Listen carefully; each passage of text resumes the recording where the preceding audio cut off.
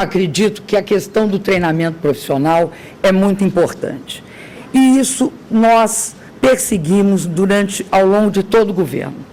Escolas técnicas, por exemplo, no último 100 anos foram criadas uma quantidade de escolas técnicas abaixo do que nós criamos em 8 anos. Nós estamos criando, até o final desse ano, 214 escolas técnicas contra 140. Por que foram criadas tão poucas escolas técnicas? No período do governo anterior, do governo Fernando Henrique Cardoso, na qual o candidato adversário foi ministro do Planejamento e foi também ministro da Saúde, o que aconteceu? Foi feita uma lei proibindo que se criasse escolas técnicas no Brasil, a não ser que os estados e os municípios assumissem a manutenção dessas escolas, o custeio das escolas. Como a parte do custeio é muito cara, né, o Estado, a União, não investiu em escolas técnicas. Nós mudamos essa legislação e passamos a investir em escolas técnicas, assegurando que houvesse, a partir daí, uma formação específica e uma profissionalização e capacitação profissional. No caso da Petrobras, por exemplo, quando nós voltamos a fazer plataformas no Brasil, porque elas eram proibidas praticamente, porque tudo era desviado pelo exterior, nós tivemos de fazer uma formação profissional. Muito terá de ser feito no Brasil. Inclusive, transferimos, através de um programa Brasil Profissionalizado, recursos para estados criarem e manterem suas escolas. Eu acredito que a escola técnica é um elemento fundamental. O candidato Serra devia se informar, porque o número de escolas técnicas criadas em 100 anos, hoje, funcionando, já é igual ao que nós fizemos, ou seja, nós fizemos tantas escolas técnicas que estão funcionando, quanto as que foram criadas nos últimos 100 anos. E melhor ainda, e pior num outro sentido. O candidato esquece que eles não criaram escolas técnicas. Eles não criaram porque os municípios dos estados pobres não tinham condição de manter. É importante discutir escola técnica, sim, porque a capacitação do trabalho no Brasil vai se dar não através do curso de formação do FAT, aliás, teve vários problemas ao longo dos anos com os cursos de capacitação. Esse tipo de curso de capacitação, o curso de capacitação que vai resolver a qualidade da mão de obra é escola profissionalizante, escola técnica espalhada pelo Brasil, como nós vamos fazer uma em cada cidade acima de 50 mil habitantes ou cidades polos menores. A Gás Brasiliano é uma empresa privada controlada por uma empresa italiana. Essa empresa italiana colocou a Gás Brasiliano, empresa paulista de distribuição de gás, à venda. A Petrobras ofereceu o maior preço.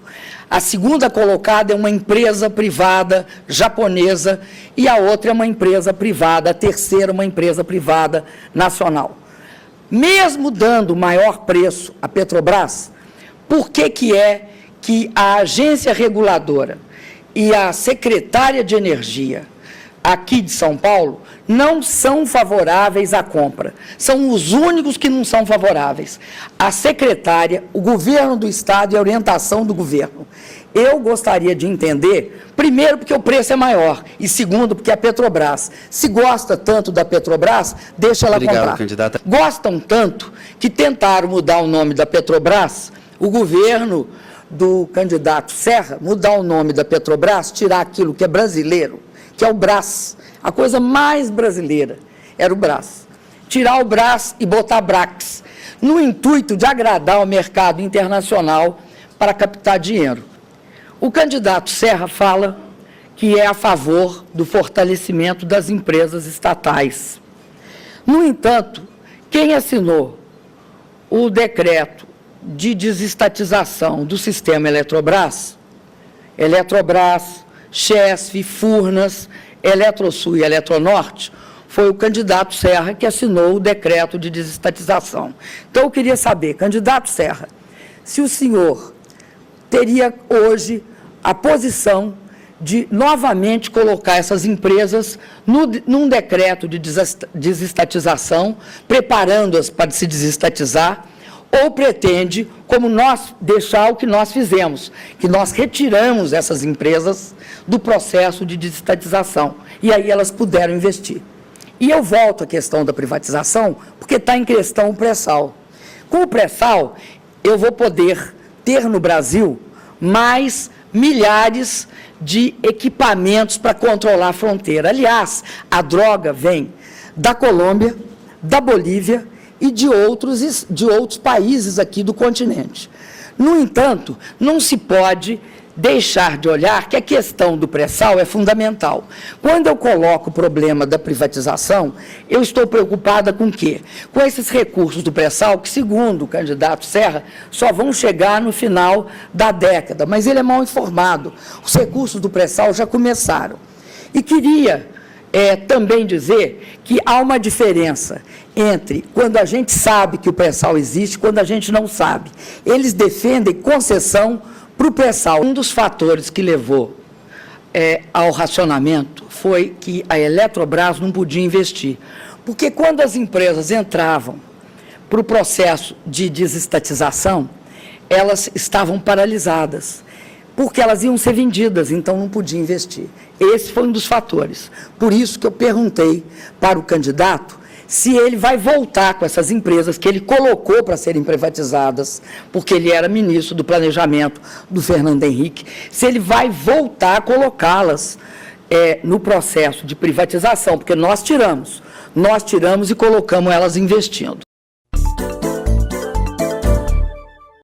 O programa do candidato Serra fez uma listagem das obras do PAC e disse que vai continuar, tratando as obras do PAC como se fossem deles. Então, se referiu a várias ferrovias, a rodovias, e se referiu também, se eu não me engano, à integração do São Francisco. Não acredito que ele continue, porque ele tem a mania de interromper obras dos seus antecessores. Ele fez isso com Alckmin nas escolas de turno integral e também fez com as escolas de família.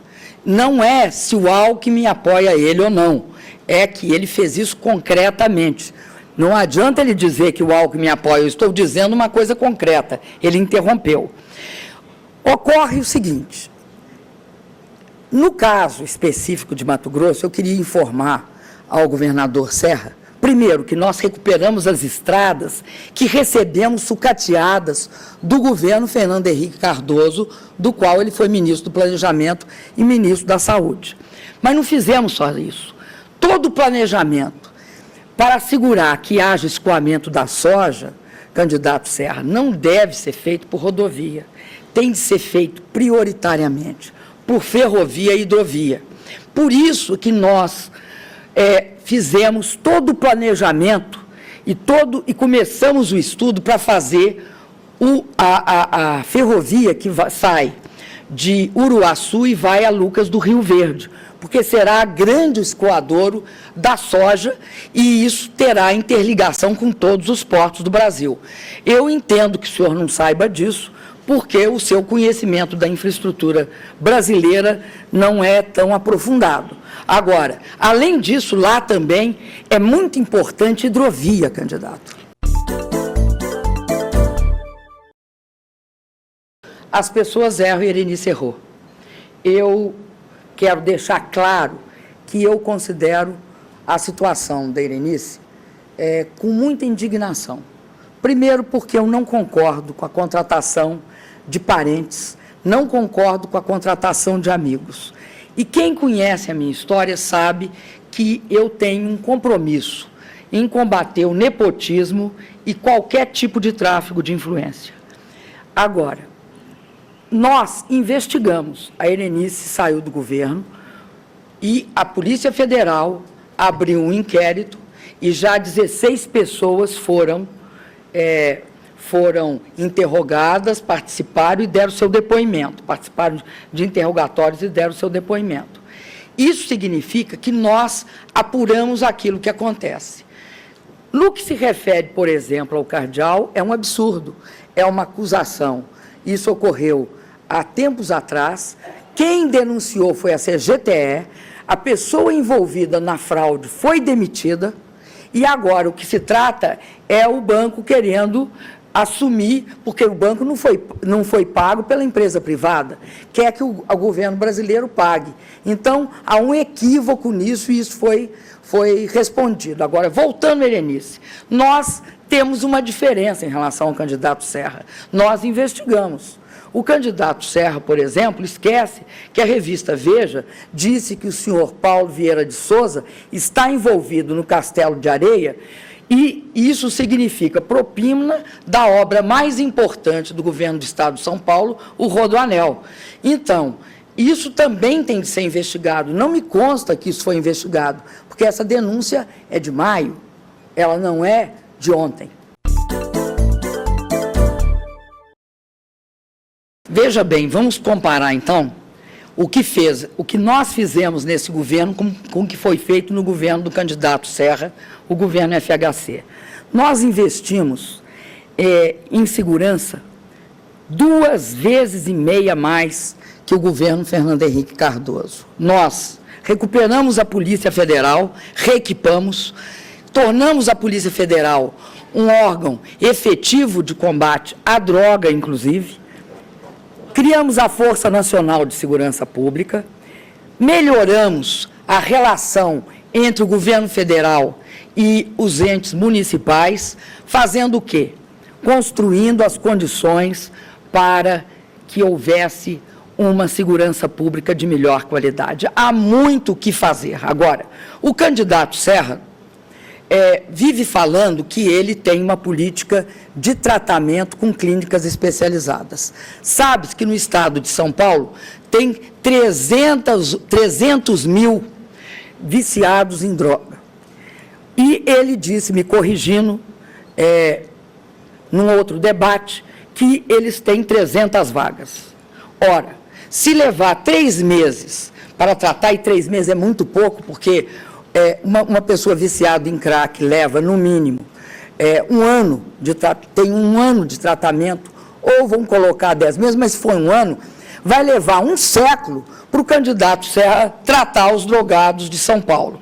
Então, a política antidroga no governo do presidente Lula é uma política que nós controlamos as fronteiras, não só através dos policiais da Polícia Federal, mas através também de sistemas de monitoramento, como os aviões israelenses de controle remoto que permitem um policiamento da fronteira. Nós não só apoiamos as comunidades terapêuticas, como a minha proposta, inclusive, é de criar, de fato, um número significativo de clínicas especializadas no tratamento de drogados, como também credenciar as comunidades terapêuticas a partir do protocolo da Organização Mundial de Saúde. Agora, eu quero voltar.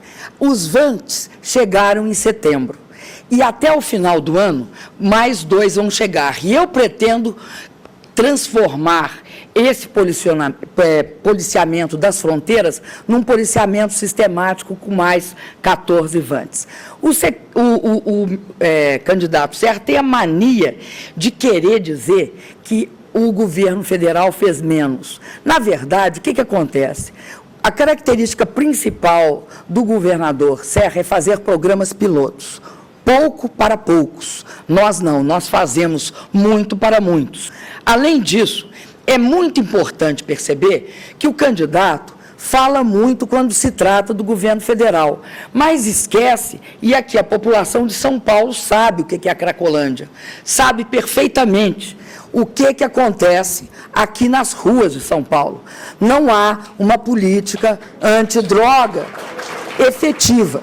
E eu queria esclarecer, o Fundo Nacional Antidrogas, ele é insignificante em termos de valor. Sabe aonde, candidato Serra, que nós colocamos o nosso dinheiro? Nós colocamos no que vocês não fizeram. Nós elevamos o gasto com a Polícia Federal. Porque quem combate droga no Brasil é a Polícia Federal, que faz apreensões sistemáticas. Se policia a fronteira hoje com a Polícia Federal e com a parceria Polícia Federal, Forças Armadas e todas as cidades da fronteira desse país. Agora, no que se refere à saúde, eu consolidarei o SUS.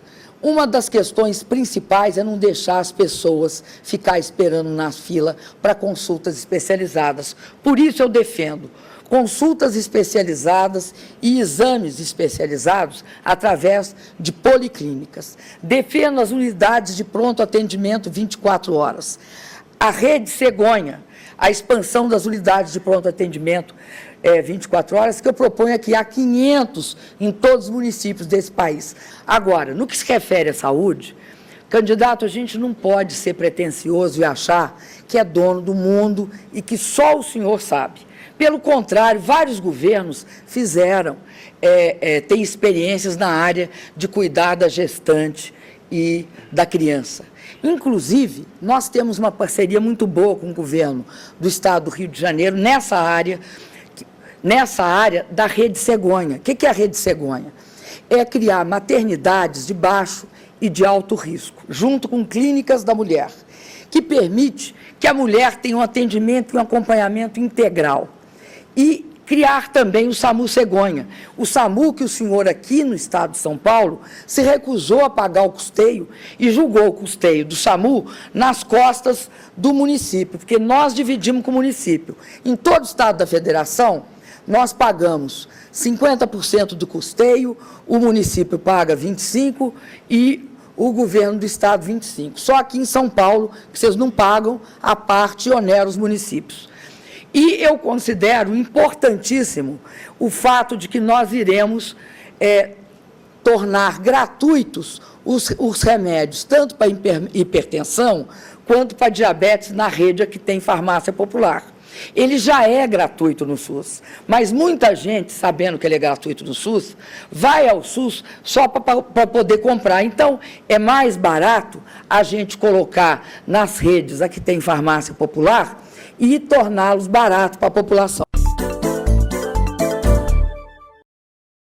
Eu considero que a educação de qualidade é um dos maiores desafios do Brasil. Nós fizemos o Bolsa Família para construir os mecanismos de inclusão social. De 2011 a 2014, que é o mandato do próximo presidente, eu considero que o grande desafio é qualidade na educação, porque quem tem educação, como disse uma pessoa que recebeu o ProUni, tem tudo. Então, eu queria perguntar para o senhor, em 16 anos do governo do Estado de São Paulo pelo PSDB, vocês acumularam recordes negativos no que se refere aos professores. Eu queria perguntar como o Estado mais rico da Federação, no que se refere à educação, tem um desempenho tão acanhado. Eu considero gravíssimo o que aconteceu no Estado no que se refere à educação. Por quê? Porque nós temos hoje no Estado de São Paulo em torno da metade dos professores em situação precária. Eu acho que, antes de tudo, nós temos de dar plano de carreira para os professores de São Paulo, salários dignos, respeito e, além disso, formação continuada. Por isso, candidato Serra, é muito importante que o professor também tenha respeito. Veja você, telespectador, você que está nos acompanhando. São 218 mil professores no Estado e tem 101 mil precários. Sabe o que é professor precário? É aquele que fica girando de escola para escola, não cria o vínculo, não consegue estruturar a sua aula e também ele tem essa dificuldade imensa que é o vínculo precário. Por que eu comparo? Porque ele não quer que eu compare com o governo Serra, São Paulo. E não quer que eu olhe também para o governo Fernando Henrique, que é o dele. Então, é o seguinte, ele quer falar, fazer promessa, mas não tem como a gente ver se ele é capaz de fazer. Porque quando ele pôde mais, porque ele estava no governo, ele fez menos. É essa questão que está na pauta. Eu vou fazer uma pergunta baseado no que aconteceu nos últimos anos, no que se refere ao emprego. Nosso governo foi marcado pelo aumento significativo do emprego no Brasil. Nós vamos chegar esse final de ano a perto de 15 milhões de empregos com carteira assinada e rompemos o círculo do bico. Agora o Brasil dominantemente gera empregos com carteira assinada.